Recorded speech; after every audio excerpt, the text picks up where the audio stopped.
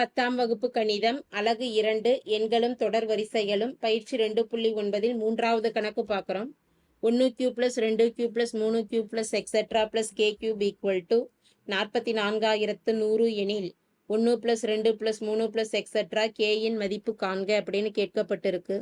கேள்வியில முதலில் கொடுக்கப்பட்டிருக்கக்கூடிய நிபந்தனையானது 1 cube plus 2 cube plus 3 cube plus etcetera plus K cube, அதாவது K வரையிலான எண் இயல் எண்களின் கணங்களின் கூடுதல் கொடுக்கப்பட்டிருக்கு 44,100 என.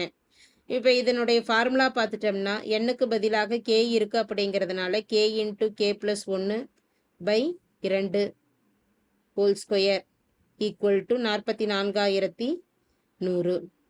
ரெண்டு பக்கமும் வர்க்கமூலம் எடுக்கிறப்ப இடது பக்கம் ஸ்கொயர் கேன்சல் ஆகிடும். அப்போ கே இன்ட்டு கே ப்ளஸ் 1/2, வலது பக்கம் வர்க்கமூலம் எடுக்கிறப்ப 44,100.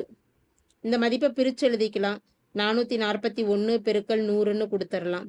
441 வர்க்கமூலமானது 21 பெருக்கல் 21 441. அப்போ இதுக்கு ஸ்கொயர் ரூட் 21. 100 வர்க்கமூலமானது 10. அப்போ ரெண்டையும் பெருக்கிக்கிட்டோம்னா 210. எதனுடைய மதிப்பு?